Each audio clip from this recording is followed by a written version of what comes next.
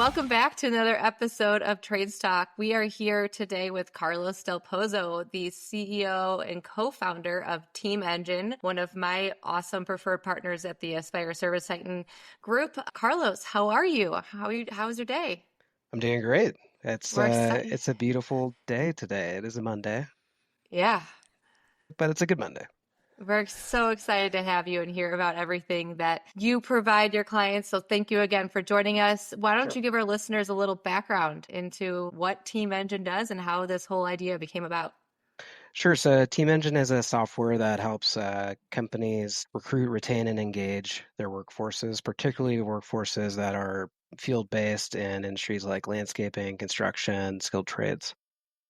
And kind of the idea behind it is we embed best practices into the platform, automate them, and then allow the software to execute a bunch of stuff on behalf of the employer, primarily via text message.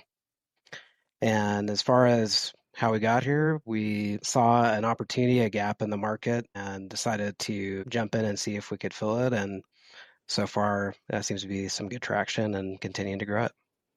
Love that. Yeah, definitely a gap in the market as far as like hiring and retaining goes. Justin, what are your thoughts? I know this is a sensitive subject for you too. So, Yeah, yeah. it's one of my favorite subjects is people. And Carlos and I, well, we've been using Team Engine for a while now, but we had the pleasure to actually meet and have a nice conversation recently in February in Phoenix. And I was so impressed, Carlos, by not just the product you've built and the solution you built, but the people that you've built with it. And your team is more than just a support team. They're almost like mini consultants to help us figure out how to recruit better, how to retain better.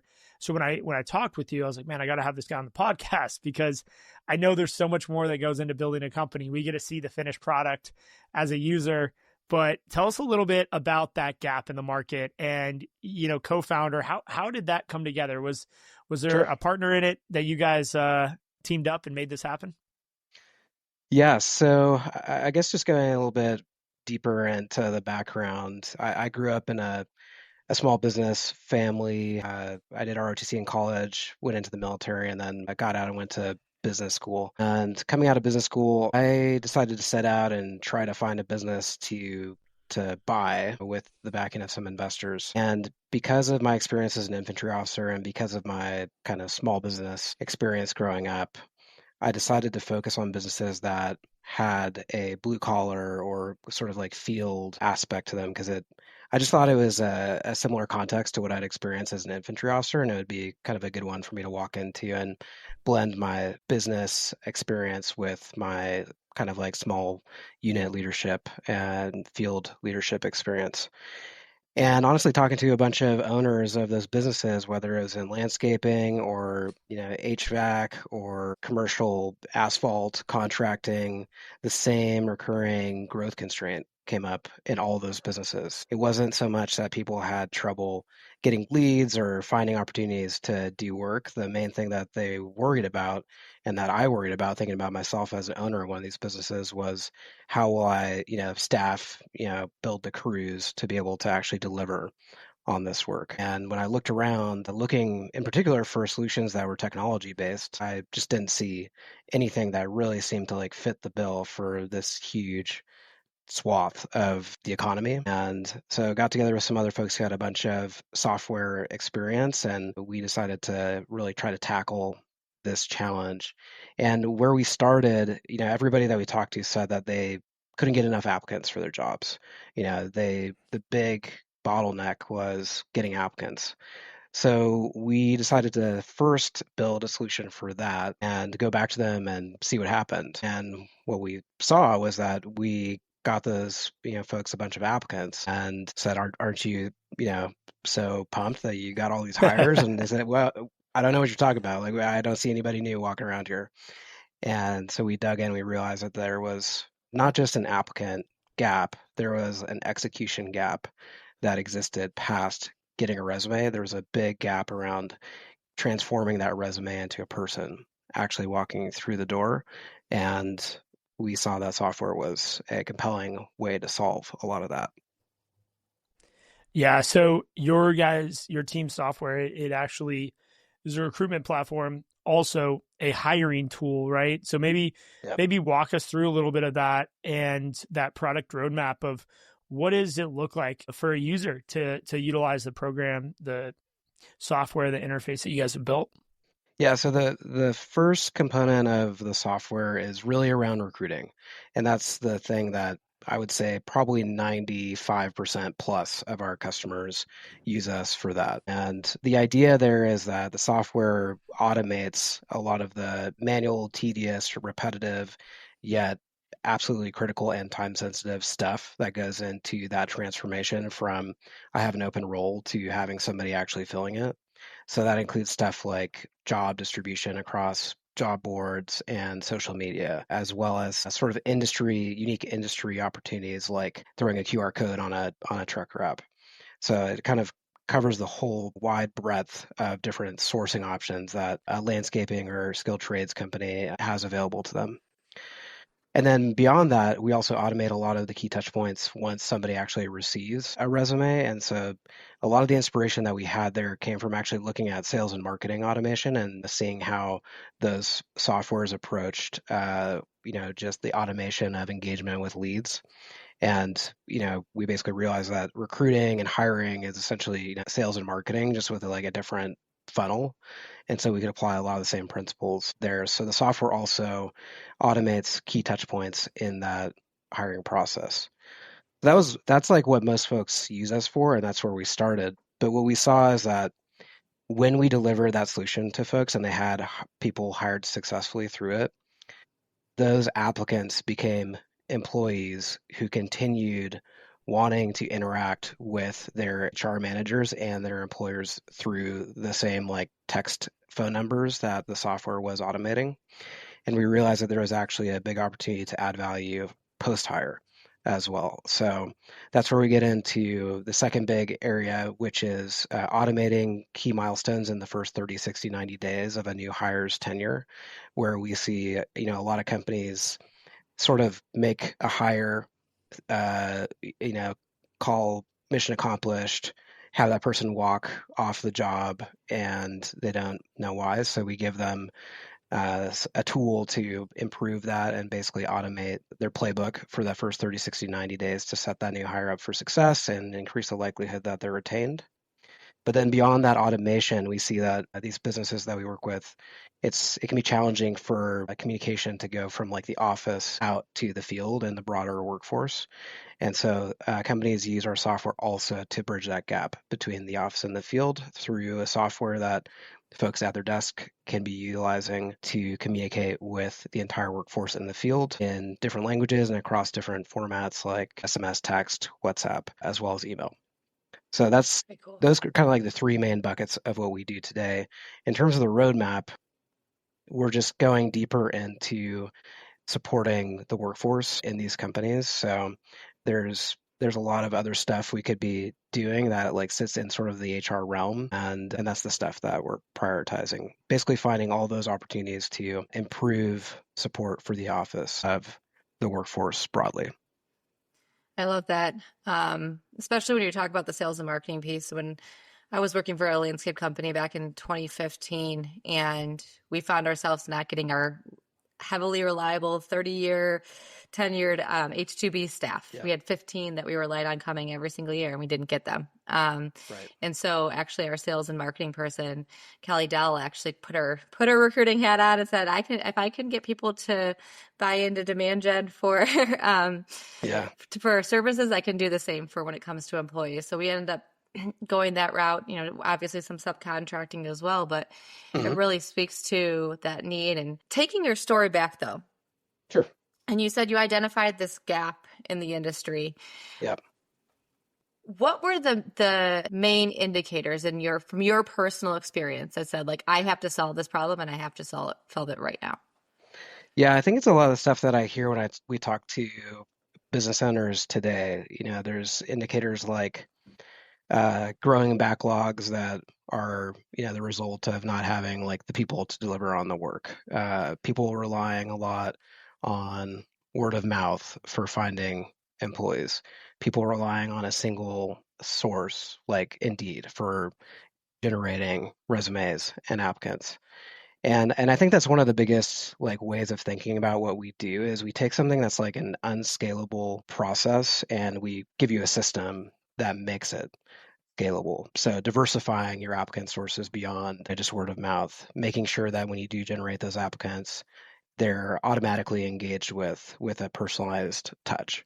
That kind of stuff that word of mouth can keep you going and backfill turnover that you're experiencing, but it's hard to really reliably scale a business when you have all your eggs in a single basket and you don't know whether today's HR manager or tomorrow's HR assistant is going to execute the process that you want that you know is successful.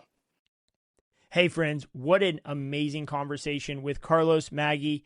It has been such a great time. Look, I want to interrupt and make a quick announcement. First off, Team Engine and KND Landscaping, we've been working together for almost a year, and it has revolutionized the way we recruit, retain, and communicate with our team. Highly, highly recommend this tool. Secondarily, if you're interested in partnering with Team Engine, the Disruptors community is now officially a partner where all Disruptor members are going to be getting a discount on the Team Engine monthly investment.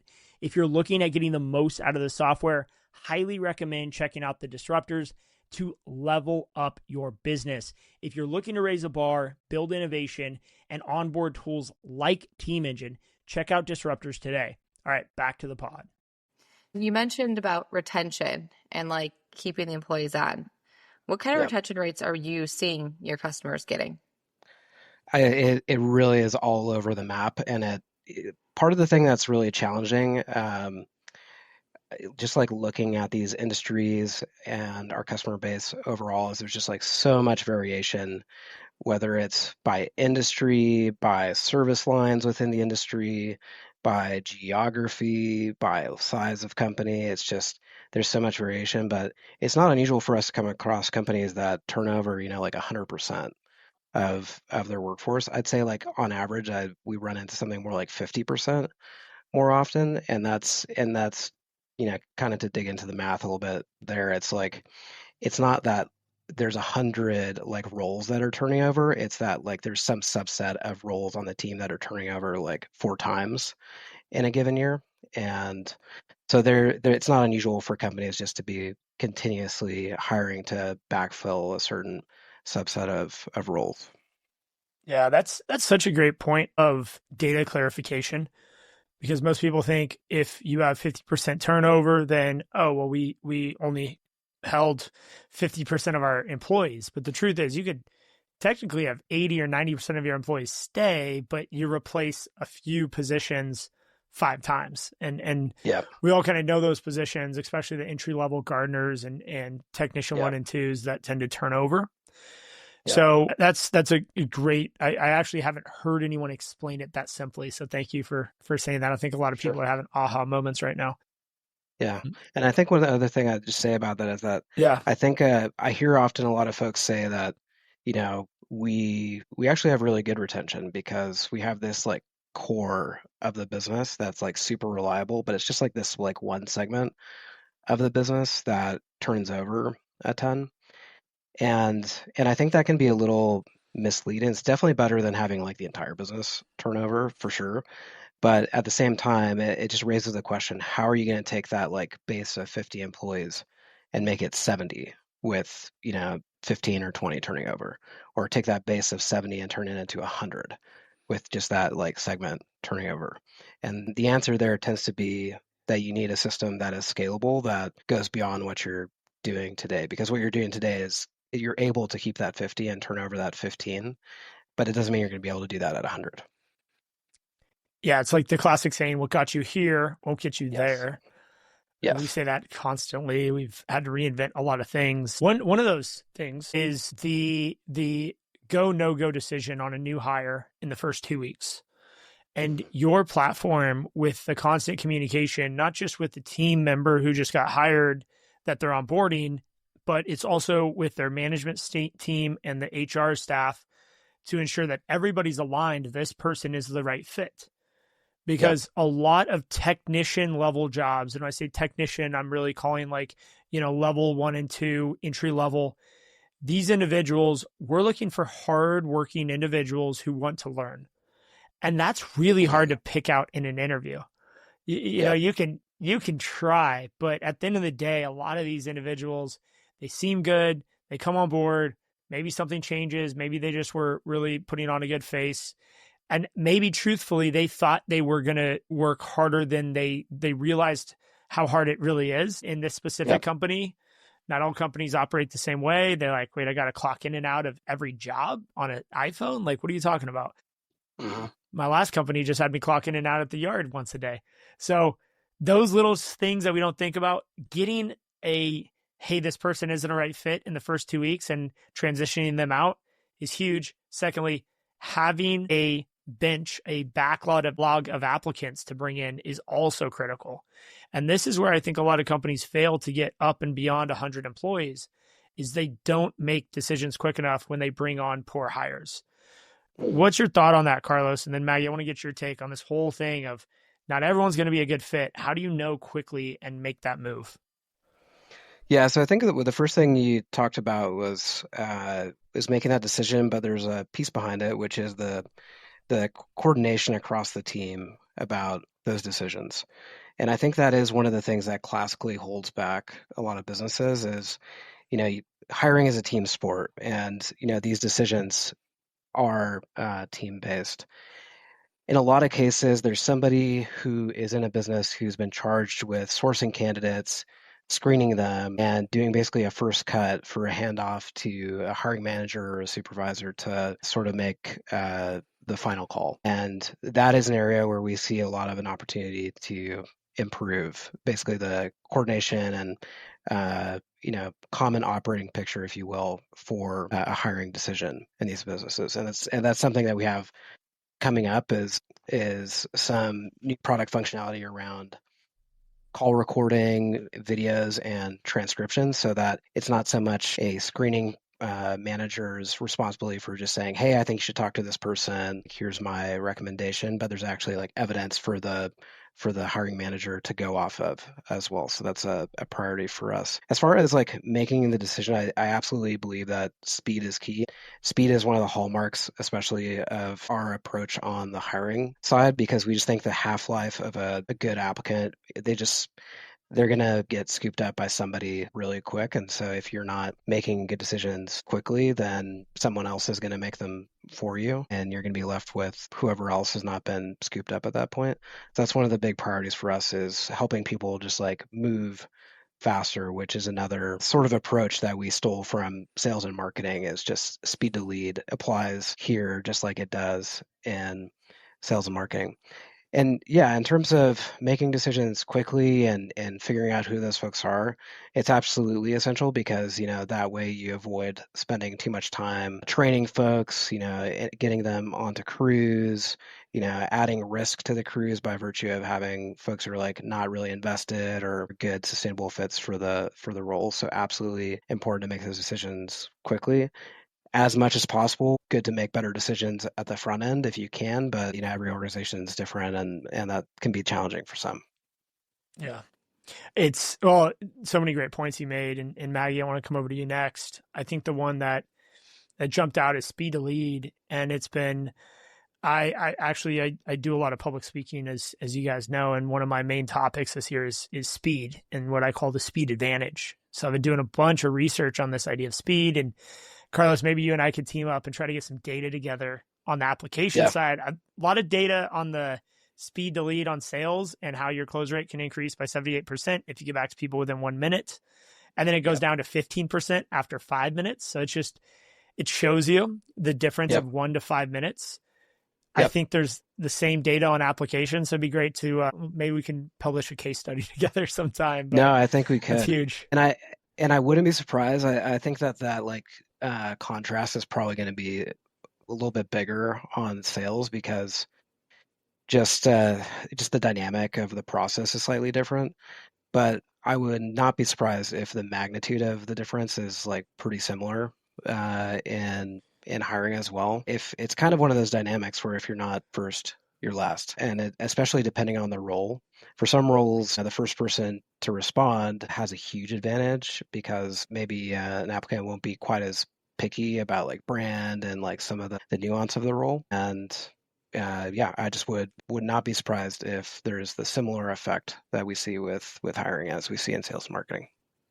Yeah. Speed delete is a little the sore subject. I actually just lost a candidate right before this call that I was super excited about, and just because a competitor's process moved a little bit faster, so it's definitely something I'm taking back. But on the retention front, or like quick to fire, let's talk about that for a second, because I think I break it up in two ways is the way I look at it, and it's the on the field, off the field sort of way.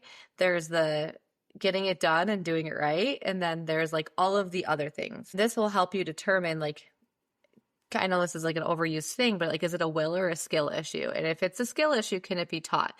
I personally believe that will, like a person's inherent will to do right and do a job right and like do all of the little things that they need to do is something that is a inherited trait to themselves. Like it's not something you can teach. From the skill gap issue, I think that's something that there is room to build upon. So identifying that quick, is it on the field or is it off the field? And then also what the gaps are. One way I've seen this done in the trades is, it's hard when you have supervisors out there. Again, they might have a biased way of doing it, but I've actually seen polls, like you take a poll of the crew, let's just say that's out there with this new hire, and saying like, does this person excel in these 5 areas? But very quick 5-second poll of the people that they're working around, and that would be a really good indicator of the skill level. And also are like, they always on their phone, or are they doing these other things? And those are things that like you can take an average across employees that are frontline with them pretty quickly and determine. I'm also a big fan though of overhiring headcount. And this is going to send some people into a tailspin, but like if for a company, it's part of the reason I asked about retention, for a part of the business that flips over employees at a 50 to 100% retention rate, you need to have more people staffed than you have budgeted for, because there is an employee and then there is a fully ramped employee. And if you aren't considering like the ramping time and the learning offset time into your plan for hiring, you're doing yourself a disservice. You're always going to be behind on that head count, which you cannot afford to do in a labor-based industry. So those are my 2 takes. Yeah, and I think that makes sense. I think at the end of the day, it's math.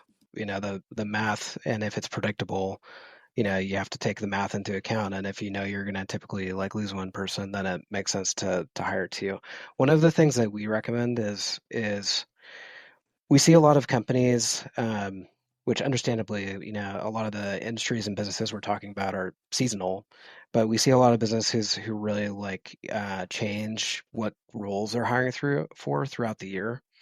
And one thing that we try to encourage folks to do is, rather than like start or stop hiring for certain roles, just to kind of adjust to like your threshold for who you would be willing to talk to, basically like adjust your pickiness instead of just like outright starting and stopping. Because one of the things that you can do to sort of, we were talking about that like core of 50 and then some 15 roles that like change over or something like that. One of the ways that you can address that is by finding a really great candidate, potentially in a time when you are not as focused on hiring for that particular role, versus like if you are going into spring and you're really you really have like some roles and crews that you need to staff up for, you might be a little bit more lenient in terms of what you're looking for and take some risks. But if you think about the opportunity to level up your team in the off season, that can be a really good way of addressing that. And I think the economics of turnover and losing good folks actually make that a sound business decision as well. It's one of those conversations I think every company should be having is, do we hold on to good people during a slower time? That way we can avoid losing them in spring or having to retrain someone new. And when you run the economics of that, it makes a lot of sense to hold on to your team.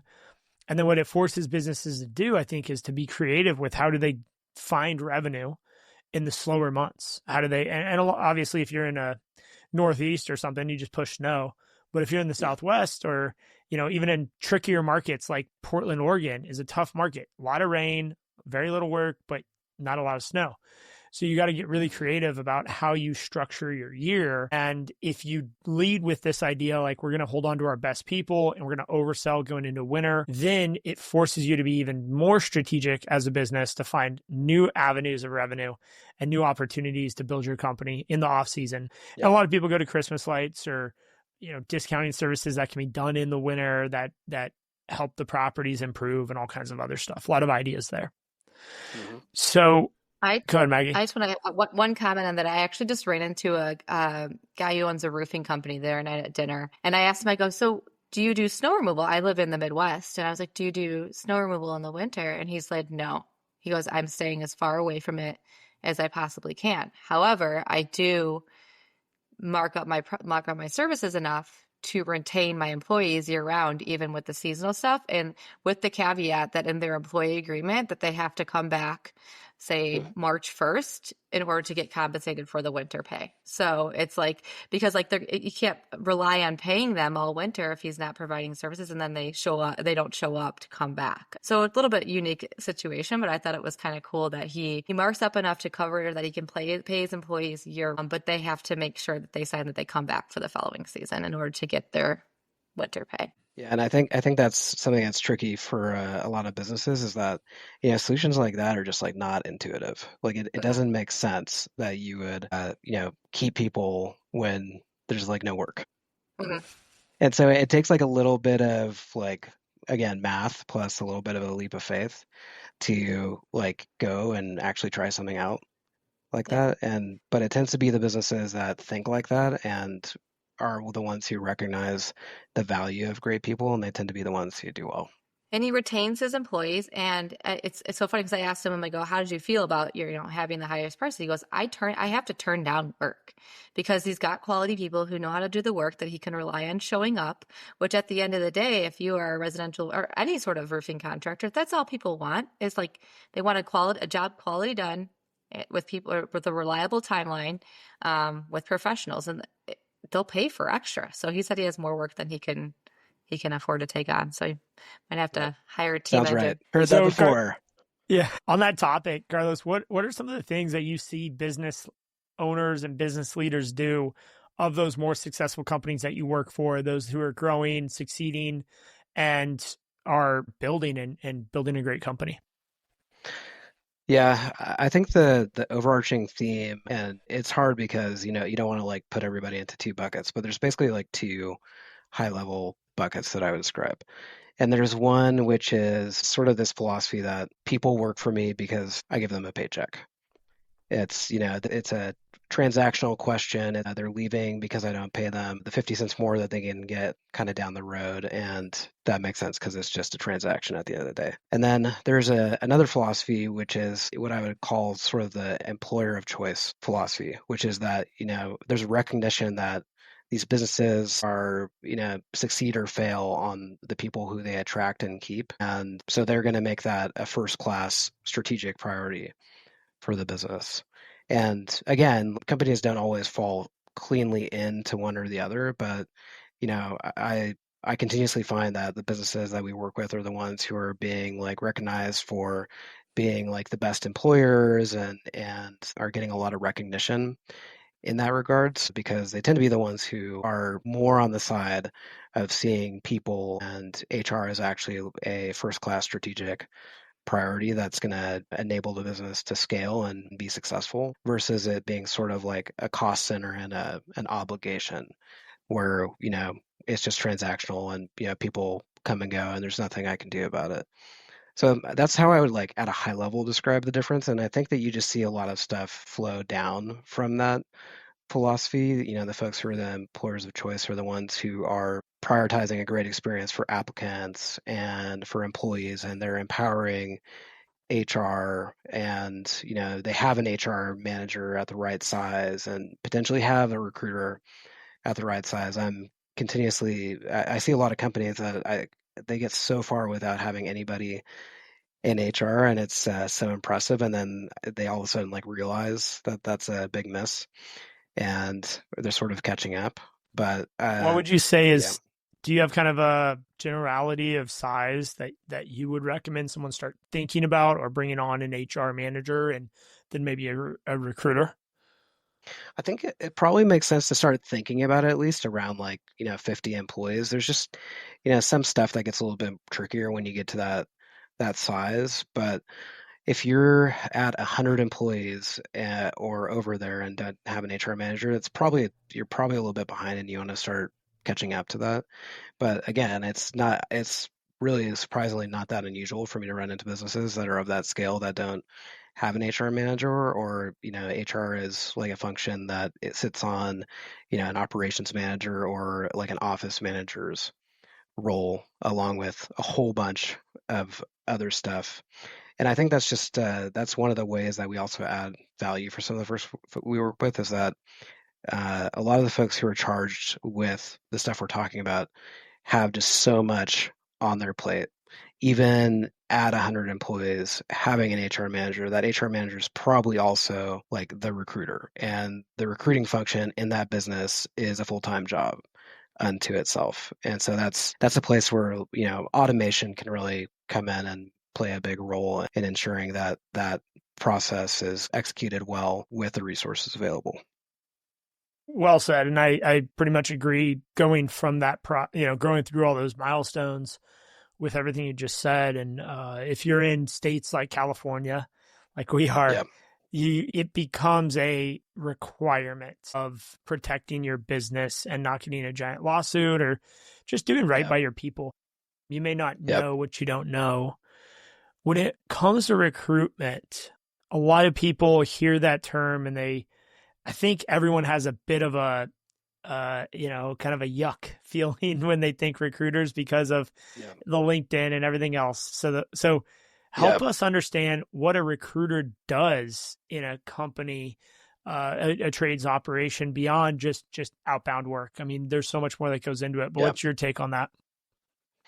Yeah, there's just so much that goes into that from the classic like trying to find qualified applicants and trying to attract them to a job to posting the jobs, making sure the jobs are compelling, making sure that you have a good process for screening folks, all of that kind of classic stuff. But then I think in the businesses that we're talking about, there's also a really important sort of boots on the ground element to recruiting as well. Getting out into the community, going to events and career fairs, but then also going and make the brand of the company known in the places where you should be, attracting folks from. So it's something that's also a bit tricky about the ideal recruiting process in a business like this is that it's not truly completely digitizable, I think, because there is such an important community aspect that goes into it.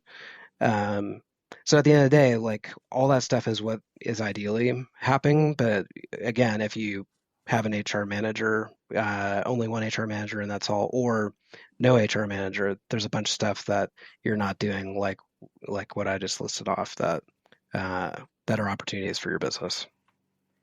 I always do during my recruiting cycle of everything too, because I hire quite a few people every single month. But I always have a hype man interview. And what I do with this person is not coming on to the interview to review skill or anything like that. This is someone that I have built as a hype man for the company through culture. And they just go on and like get the candidate excited about potentially working for the company. And I think this Right. helps with the drop off of the pipeline. If you see like those candidates you really want to get, like put them in front of someone who's like going to say nothing but fantastic things about their experience here. Yeah. I don't care if they ask a single question, Right. but I just want them to get the candidate excited, just as you would in a sales process, getting the Exactly. prospect excited. Exactly. Yeah, it's not just somebody who's there to screen and figure out the reasons why this person is not a fit. You also need to be doing that selling too. And so all the other manual, tedious, repetitive stuff takes away from that people-centered stuff. And that's really what we advise folks to do is find ways to do more of the people-centered stuff versus the clicking through resumes or, clicking buttons on a screen. Yeah. I think you just subtly gave such a good reason for technology to exist in our businesses is it's not to replace people's jobs or, maybe it's not even to make us more efficient, but it's to make the human side of our business that much more human and to make the very data entry, non-human side, just somewhat automated so we don't have to constantly click buttons on screens. You can get in front of people, talk on the phone, interview, go out and actually go to events. Because if you're a recruiter and you're getting at a large company, maybe 100 applications a day, how do you get out in the field and go to the job fair, go to the local networking chamber event in the evening? Doing the automation side allows you to still be responsive without having to sit there and just text every day, all day. So Carlos, on that note, I'd actually love for you to just talk us a little bit on the details. What happens when there's a company that utilizes Team Engine and an applicant applies to the company, and maybe it doesn't happen at all the users, but the most ideal process from your mindset, your vision, what does that process look like? Yeah, so that person applies, they fill out an application. That application has the basic stuff that you would expect. It asks about skills and experiences. It just gives you an overview of the candidate. And then the software looks at those qualifications and compares them to what the role is asking for, and essentially helps the reviewer understand fit at a glance. We don't reject anybody for employers. That's all within their control, but it helps them sort of interpret and synthesize the information that they're looking at more quickly. And one of the other things that we do, though, is that folks who apply who fit some like clear yes, no criteria, they get automatic outreach from the employer, typically from a cell phone text line. And that text is coming from a local number.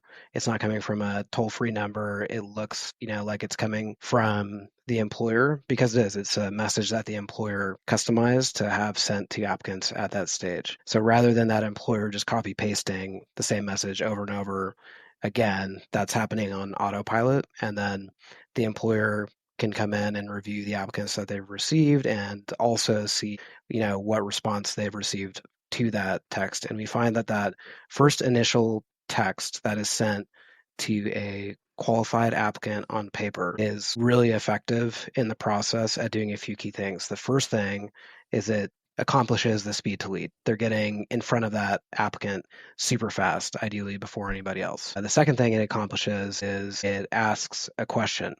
So, it says, hey, I saw you're really interested in working here. Can you tell me about your experience with XYZ?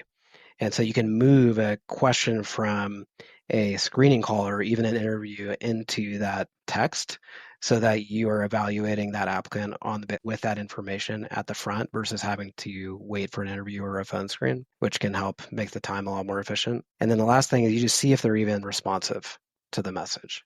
So you can prioritize based off of who you're going to have to track down and try to text and try to call versus those folks who are qualified and already obviously engaged in the process and ready to move on to the next step. And those tend to be, just from a pure perspective of a conversion rate, like those are going to be the folks who you're going to be able to move on to the next step with the most success.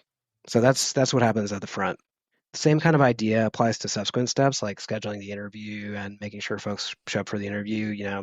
We have automations that go out around making sure that everybody gets the right information about where to go, what to bring, who you're going to talk to, so that proper expectations are set, but then also making sure that applicants are confirming their interview as well. Kind of similar to like what you might experience going to the dentist or something like that. But yeah, there's a kind of a similar no-show issue that plagues job interviews as dentist visits. So that's an interesting kind of parallel.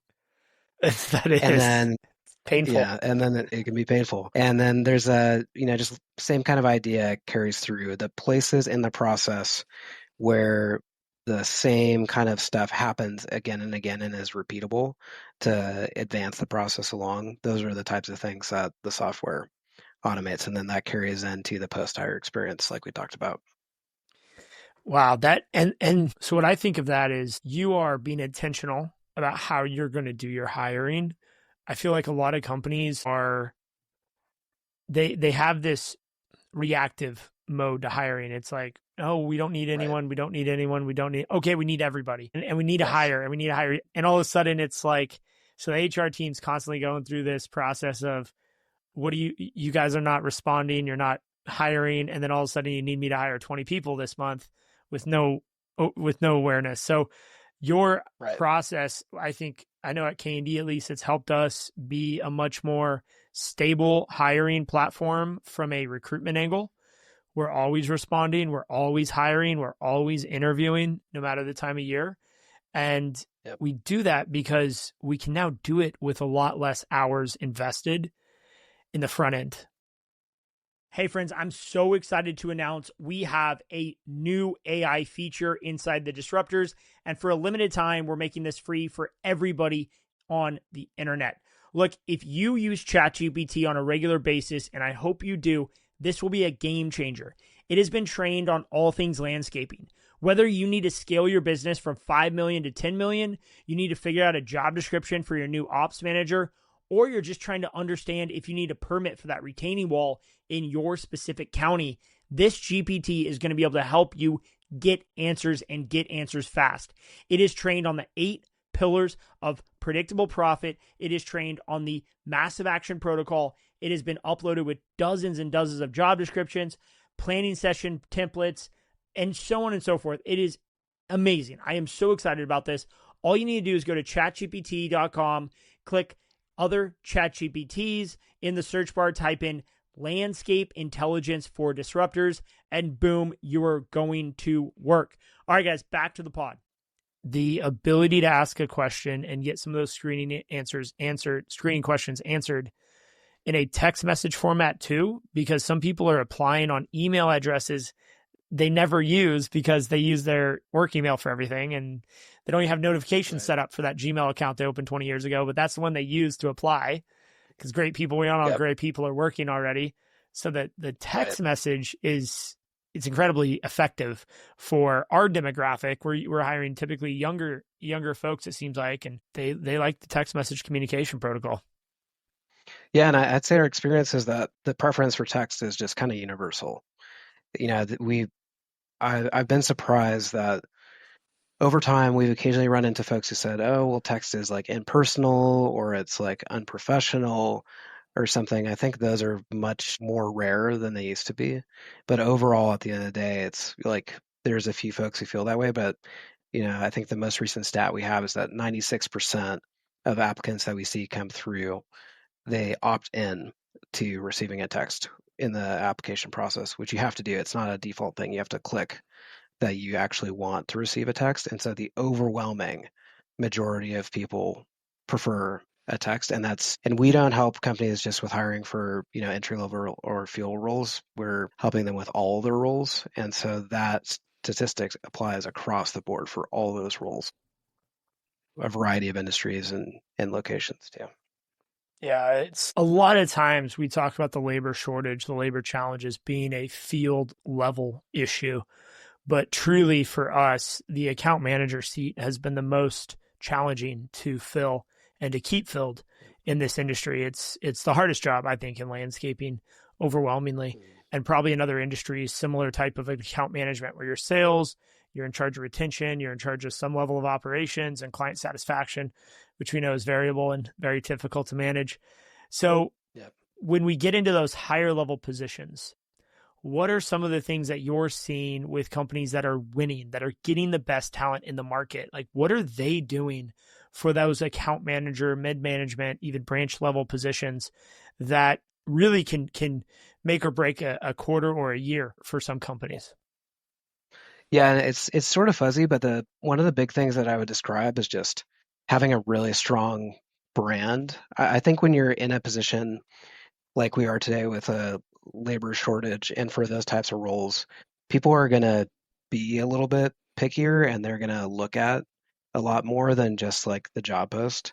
So you have to be really good at all the basics. You have to have the really compelling job ad. You have to, offer market compensation. You have to, check all the boxes. But then you have to also show that there's more behind the business than just this job description. And I think that's where this like employer of choice mentality and approach, it's not just for like a particular segment of roles in a company, it's for all the roles. And the thing is that, if you're looking at an account manager role, you're going to see a Glassdoor rating that is not just the average of account manager, ratings, it's all ratings. And so if you're entirely focused on really excelling in a particular job type or segment of your jobs that you're filling, you're going to miss out. So having a really strong overall brand is important. That's why having like, a cohesive strategic approach to being an employer of choice overall is really important. But the other thing is that you just have to be willing to kind of try a lot of avenues to find folks. You may have to post jobs, you may have to go outbound with a recruiter internally, you may have to go externally to, find somebody who is like doing an executive search or headhunter type of process as well. You just have to, be prepared to explore all options. Yeah. Yeah. I think part of the reason that the account manager position too is one of the hardest positions to hire from goes back to a conversation that Justin and I had recently with Joe from Process Smart, and it's that these people are wearing a lot of different hats that don't necessarily fall under the account management bucket. And so Yeah. reviewing also the job description you have in place, also like, are they actually doing this or are they doing more? And that's where you can see someone. I was an account manager for a long time at a landscape company, and I can tell you that I was doing stuff far outside my job description. And that varies by company size, but like really nailing that job description and setting the correct expectations will help you with that too. So, That makes sense. Justin, what's your thoughts? Yeah, I think, well, to Maggie's point earlier, or one of your, yeah, Maggie, your hype man quote, is like, hey, let's bring a Yeah. hype man in to sell the company. Yeah, we love that. And we do that. And the third interview is, hey, let's talk this applicant out of the job. So once they're fully committed, they're like, I can't wait to work here. You're like, well, hold on. Let me tell you how shitty it can be. And sometimes, because we always go through these ups and downs as a company. And as you're growing, you have this roller coaster of velocity and challenge and just all these things that come at you at different points of the year. So we kind of try to talk the applicant out of the job to explain how hard it really will be on your hardest day. Because otherwise we talk about how good it is on your best day, but no one ever talks about how hard it is on the worst day. And so we like to talk about, hey, this is going to be this is going to be part of the job that's really going to suck. And we got to understand that is 5 to 10% of the job. And the other 90% is pretty good. But here's this 5 to 10% we have to make sure we communicate. And, that goes a long way, because people come to me sometimes after 3 to 6 months and they're like, wow, you weren't joking. There's been some rough days, but I was waiting for them because of what you said in that last conversation. So I don't know. That's just my last feedback into this whole process. I think that also has a really strong signaling element. It's like if you are confident enough to have that kind of a conversation, I think it says something about the business. And I think also strong applicants are looking for transparency and authenticity, and they want to be making sure they're making the best choice. And if somebody's coming to them with all the sort of rough edges, that probably goes a long way.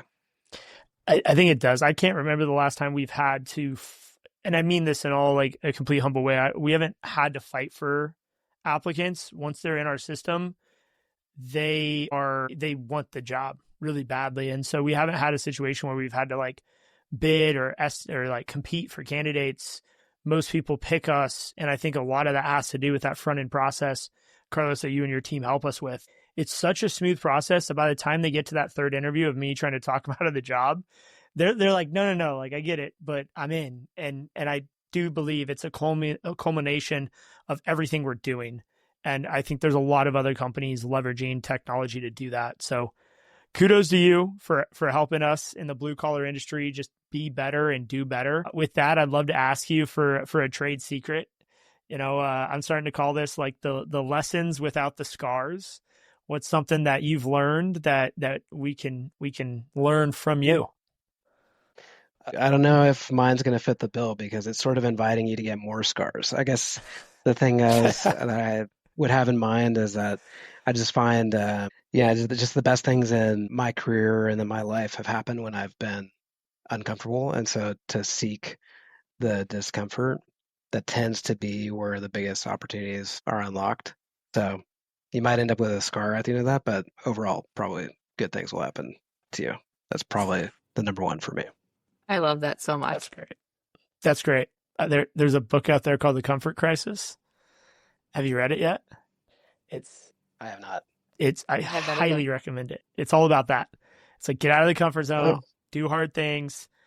Man, that's a great trade secret. Might be my favorite one yet. So, Carlos, with that, where can people find you? What's the best way to get a hold of you or your team at Team Engine to test it out, do a demo?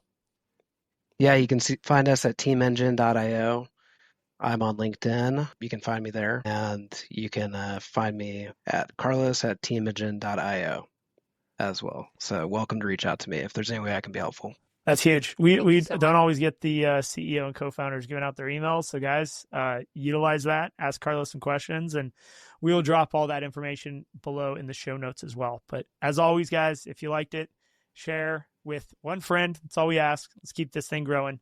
Carlos, thank you. Maggie, thank you. Great day, guys. Thank you, Carlos.